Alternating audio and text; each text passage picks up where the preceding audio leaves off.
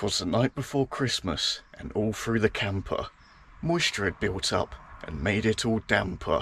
The engine management light came on with a flicker and a glow, and it was then that I realised I had to go home. That doesn't really rhyme, but it's the best I can come up with on short notice. Yes, unfortunately, as you might be able to see already, the van's in a bit of a state.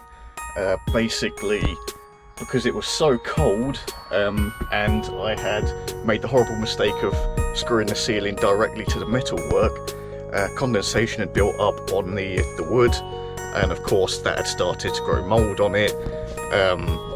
So yeah, I had to come back home, and I'm going to have to rework the van a little bit. And yeah, of course, unfortunately for me, that wasn't the only problem.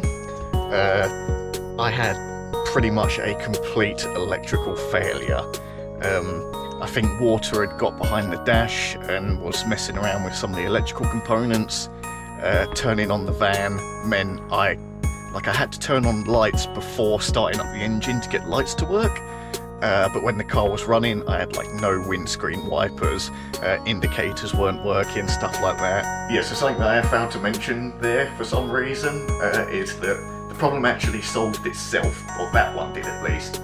The light that came on was I think it said SRS, Safety Restraint System or something failure. Basically what it was all the electrical systems weren't communicating with the ECU because there was a short circuit, I guess, with the moisture build-up. But on the drive home, after just an hour of driving the van, I guess the engine heat or heat from the aircon being on just cleared up all of the vapour and that light went out. Which did mean for the 7-hour drive home, I did actually have lights and indicators and all the electrical stuff was working completely fine at that point. But yes, I drove 7 hours all the way back down south. But of course that wasn't the only problem. I still had the engine management light on. I plugged that into the OBD and it was saying cylinder 4 unbalanced, something like that, which is probably down to a fuel injector. I've put in some fuel additive which will hopefully clean that up. If it doesn't, just means a fuel injector needs to be replaced, so that should be fine. So in terms of the actual mechanics of the van, I should be pretty good and safe with that.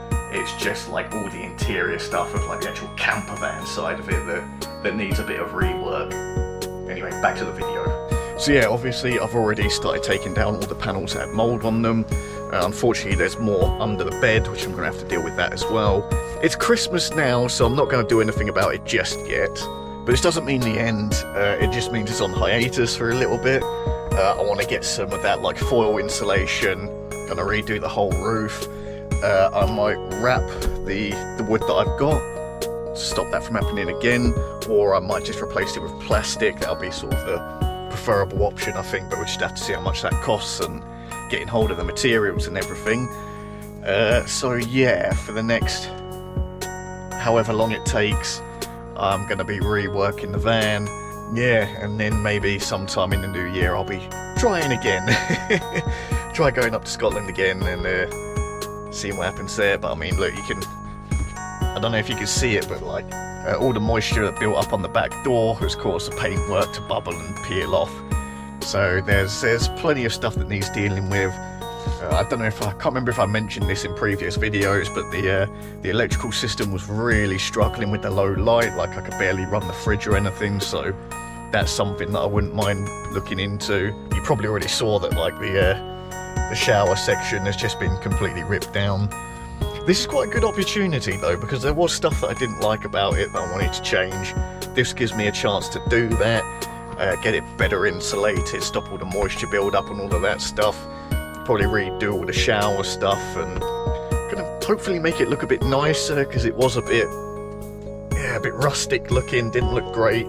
So yeah, it gives me an opportunity to do it properly this time. But yeah, kind of unfortunate. cut my adventure short a little bit.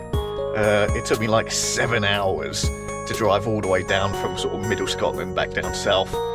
And yeah, now I'm back on the driveway where I started from, over a month ago.